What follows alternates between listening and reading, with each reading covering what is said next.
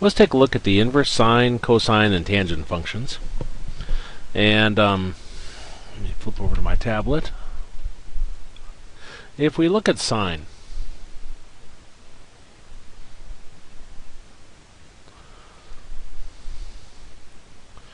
here's 2 pi, here's pi, pi over 2, and 3 pi over 2. Distance is, well, this distance is 1.5, so 1 maybe be about right here, just guessing. Negative 1 would be right here.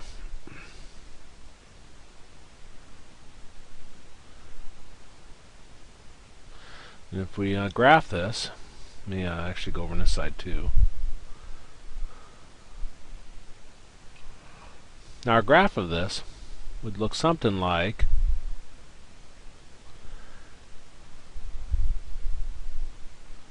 this right here.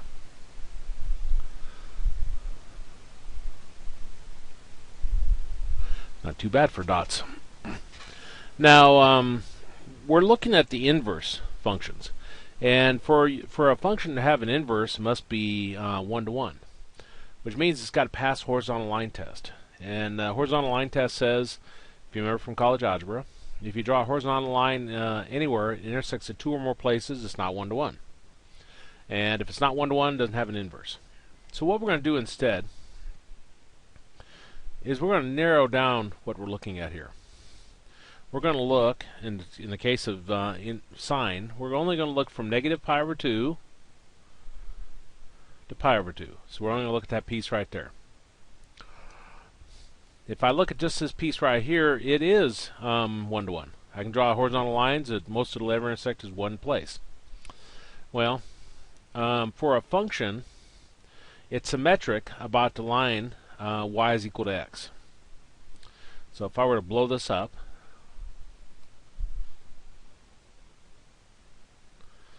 here's pi over 2, and here's negative pi over 2. And if that distance is 1.5, then 1 would be maybe about that distance. So we'll put 1 here, and we'll put negative 1 there. So for our blue, I have a point there, and I don't draw these real well, in case you're wondering. And then it'd be something like that right there. Well, our I said that this is symmetric to the line y is equal to x. So if I were to draw a line y is equal to x, and then flip this, reflect it across that line, let's see, that's 1. This would be pi over 2 here, and that'd be negative pi over 2 here. Now if you remember with symmetry on these, if this point here is pi over 2, 1, then our inverse will be 1 and then pi over 2. Well, let's say that's 1. So 1 pi over 2 will be right here. Now if this is 0, 0, then by symmetry it will be 0, 0. And this here, if this is negative pi over 2 and negative 1, then our inverse will be negative 1, negative pi over 2. So negative 1, maybe about right there, and negative pi over 2 would be about right there. And not that I can draw these real well. We'll pretend that this is a good graph of that. But anyway, this right here is our inverse. Now let me show you a good picture now that I've fumbled through that. I think you get the idea though. Let me go to the calculator.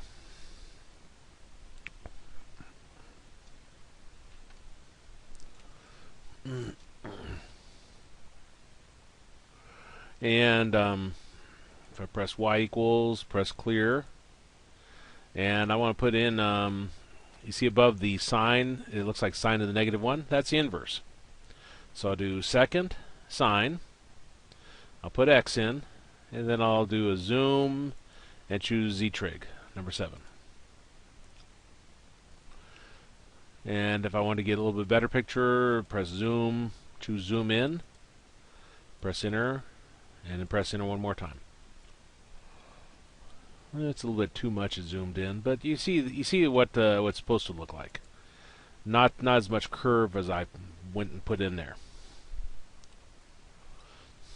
Anyway, set your zoom back to zoom Z standard. So press zoom and choose 6, and you're back there. Okay. Anyway, so we're only looking at a piece. Now let me write down the conditions that we're going to deal with these trig functions, these inverse trig.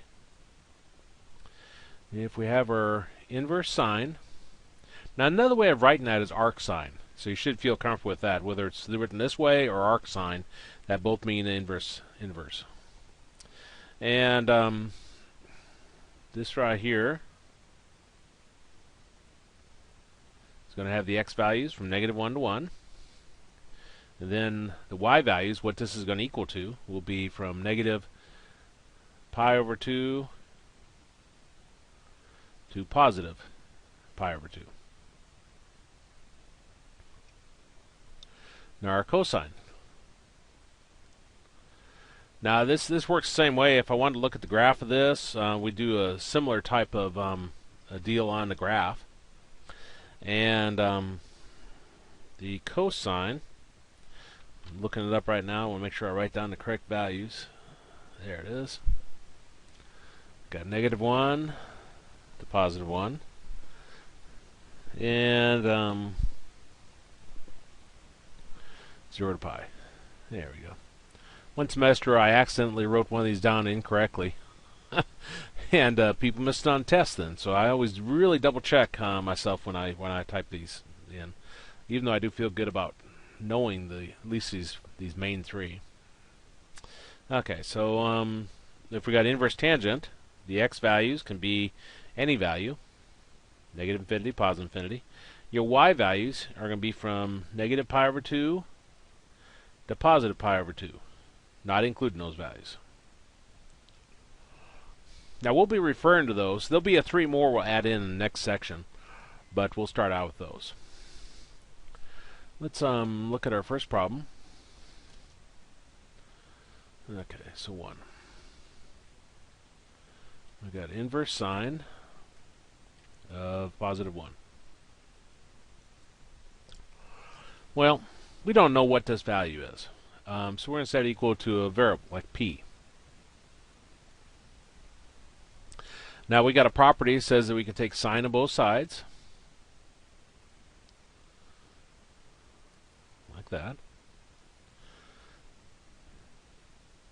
Now assuming that this value right here is valid for this trig function, which it is, sine bounces back and forth between -1 and 1, then these are going to cancel each other out. And we get sine p is equal to +1. Well, remember on our unit circle, sine is our y part. So we go look on our unit circle, and wherever it is, thought I brought it up. Here it is. It's weird. And sine is our y part, and where it's equal to 1 at is at pi over 2. So here, our answer would be pi over 2. Now, when you do this, you have to make sure that the answer you come up with is valid for where inverse sine is valid. And we said inverse sine is valid from negative pi over 2 to pi over 2. So that answer is fine. Let's take a look at our next problem.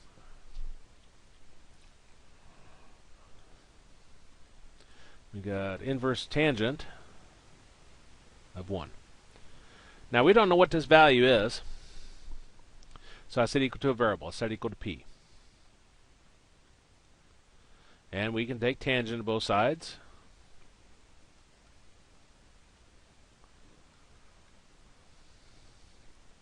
And again, this is running on the assumption that this value right here is valid for tangent. And it is. Well, tangent and inverse tangent cancel each other away, and you're left with 1. Now, in terms of our unit circle, tangent is y over x. We're looking for where it's equal to 1. Well, the places where it's equal to 1 is where the x and y are the same. Square root of 2 over 2 over square root of 2 over 2. That's 1.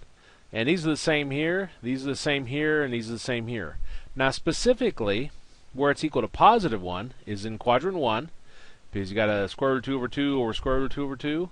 And it's also over here in quadrant 3, because you got a negative square root of 2 over 2 over negative square root of 2 over 2.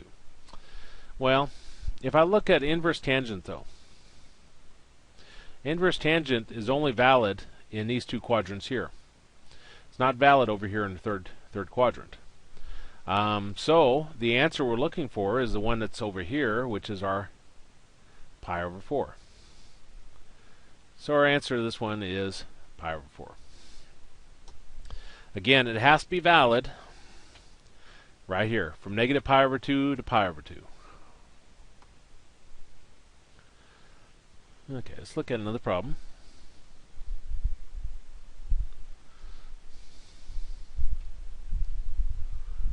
We got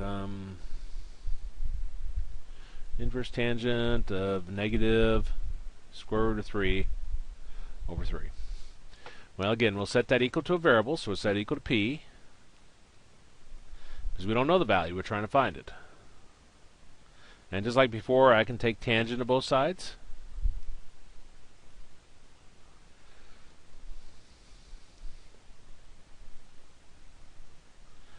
And when I do that, those are going to cancel away, and we got tangent p is equal to negative square root of 3 over 3. Now there's two places where we're going to find that equal to negative square root of 3 over 3. Tangent's negative in this quadrant, and it's in this quadrant. Tangent is positive in these two. Well, specifically, our inverse tangent is only valid here and here. So we're going to be looking down here in quadrant 4. Now, tangent is y over x. If I put this one right here, negative 1/2 over square root of 3 over 2, since they both have 2's, I can drop that. This would be negative 1 over square root of 3, multiply top and bottom by square root of 3, and we get negative square root of 3 over 3. Now this one down here, if I put the y over the x, it would just be a negative square root of 3 over 1. So the one we're wanting is 11 pi over 6. That's the one. And let me demonstrate it here. At 11 pi over 6, we got y over x. So we got negative 1, negative 1/2 over square root of 3 over 2. These values right here. The 2's would cancel. We got negative 1 over square root of 3. Multiply top and bottom by the square root of 3, and we get that exact same value. So we got p is equal to 11 pi over 6. There's a problem with that. If I come up here and look at tangent, tangent's only valid from negative pi over 2 to pi over 2. It's not valid at 11 pi over 6. So it can't give us that value. Well, we can subtract 2 pi. So if I subtract 2 pi, this is a mixed number form. That take negative 2 pi times 6, that gives us negative 12 pi, plus the 11 pi, we get negative pi over 6, which is between negative pi over 2 and pi over 2, which is where the inverse tangent is valid. So again, you get your final answer here, you have to make sure it's valid for your inverse function. Let's look at this one.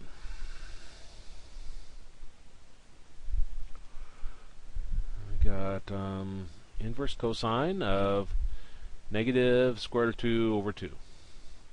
Now again, we don't know this value, so I'm going to set it equal to p.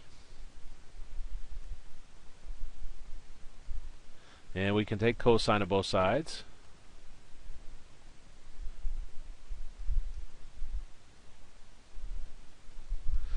And we end up with cosine p is equal to negative square root of 2 over 2. Okay. Inverse cosine is only valid here and here.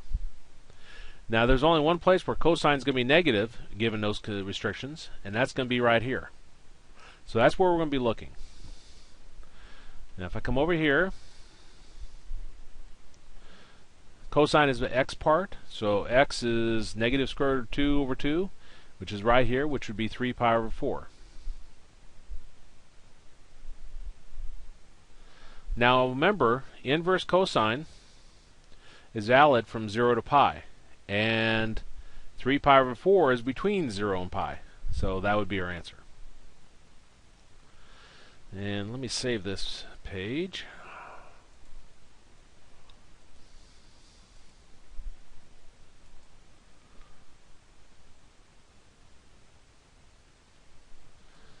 Trig. What is this? Inverse, sine, cosine, tangent functions, page 01.pdf. Okay. Well, let's look at our next one.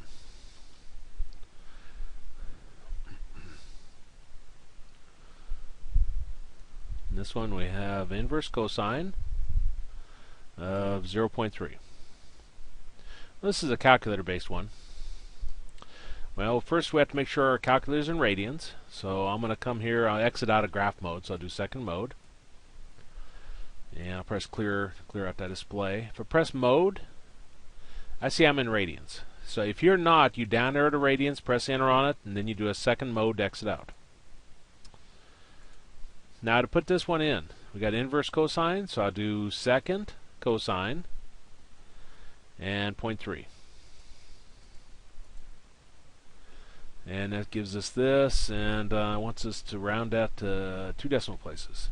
So it's be 1.27 would be our answer.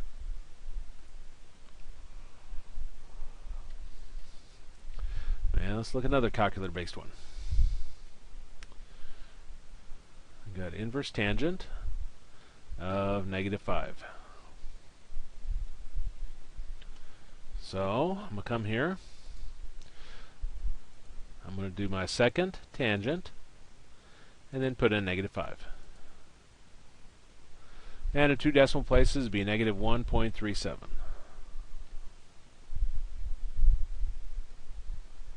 That would be our answer.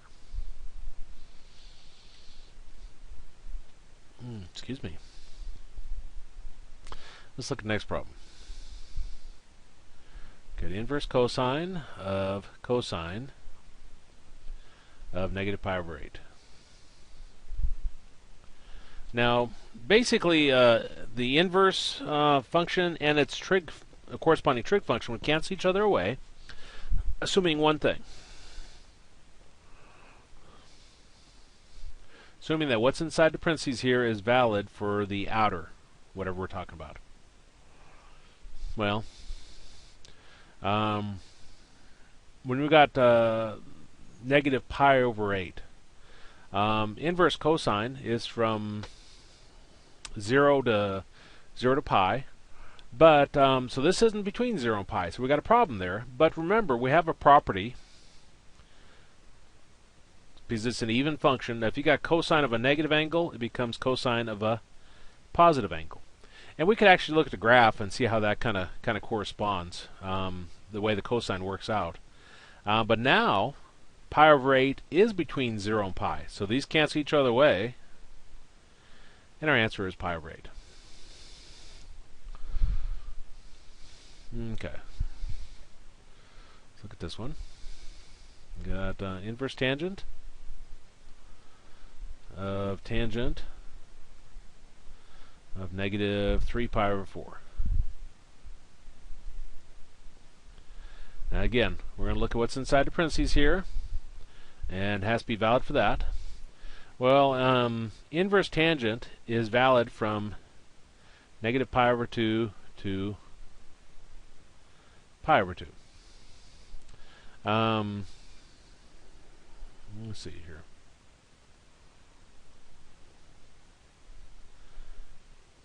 this right here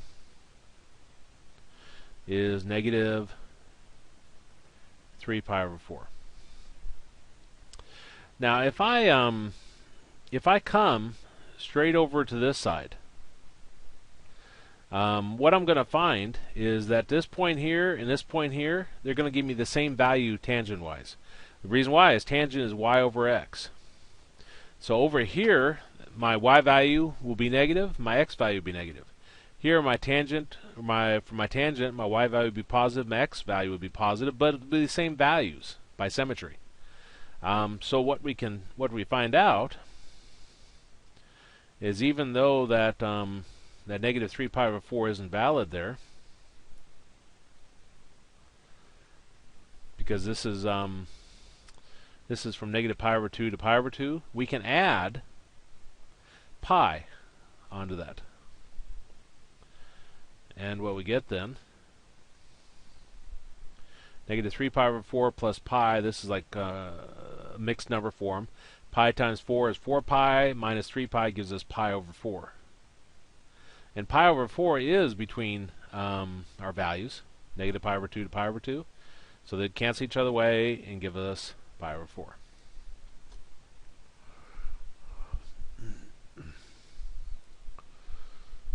Let's take a look at this one.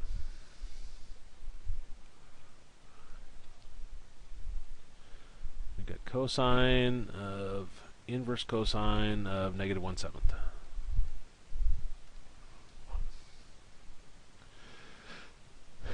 Now again, we're taking a look at this, seeing if it's valid for cosine, and it is. Cosine bounces back and forth between negative 1 and 1. So they would cancel each other away and leave us negative 1/7.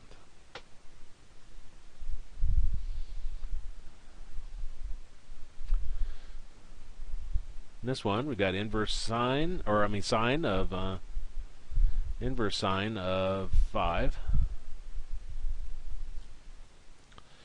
And as I look at this one, we can look at the 5 and look over to here. It's not valid for sine, is it? Sine bounces back and forth between negative 1 and 1.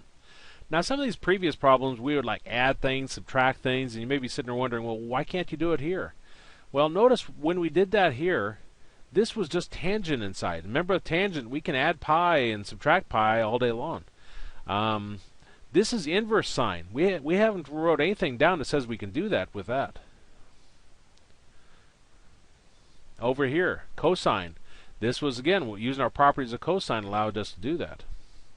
So here, this is, they want us to say, what, not defined or undefined? Not defined. So that one would be not defined.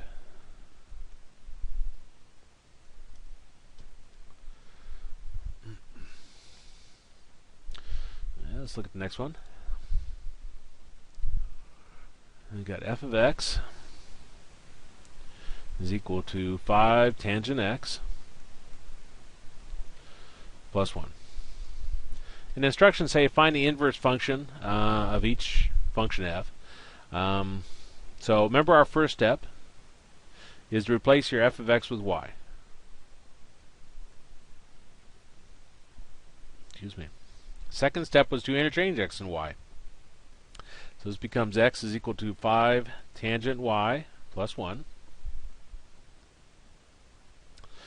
Third step was to solve for y. So I'm going to take the 1 over. So we got x minus 1 is equal to 5 tangent y. Divide both sides by 5. And we get tangent y is equal to x minus 1 over 5. Now I'm going to take inverse tangent of both sides. And we get inverse tangent of x minus 1 over 5 equals inverse tangent of tangent y. Those are going to cancel each other away and gives us y. And this just carries down. And then our fourth step is to replace our y with our inverse notation. And we get this right here. Now, for purposes of my class, I want my students just to stop right here. I just wanted them to get used to working with this, not to worry about the domain and range on these. In real life you would, but not here. Okay. This one says find the exact solution of each equation. So we got 4 inverse cosine of x is equal to pi. Well, we need to get the inverse trig function by itself. So I divide both sides by 4.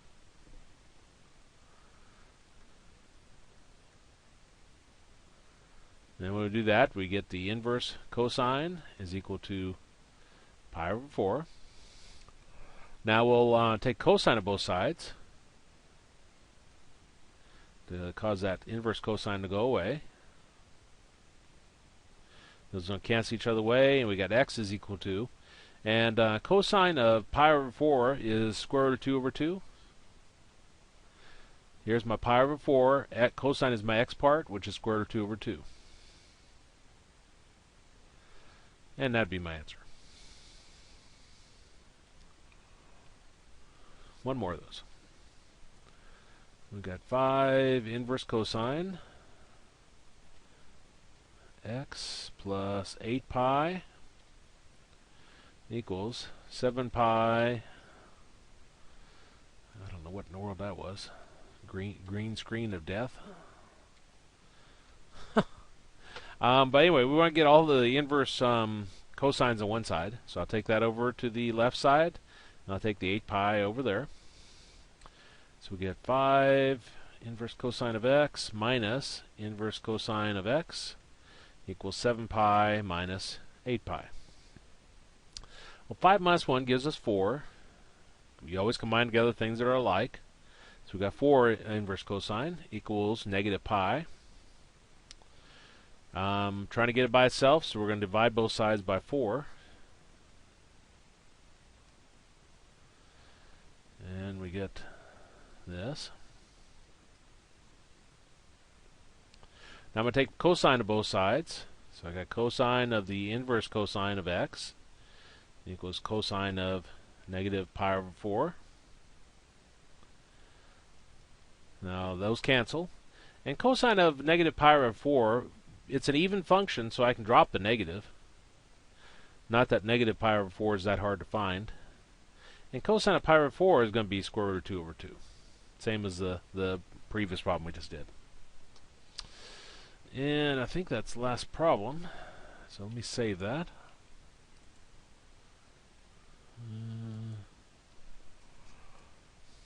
Then we'll stop the recorders.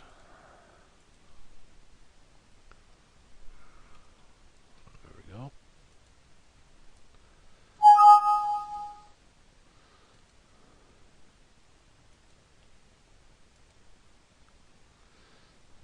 And stop that.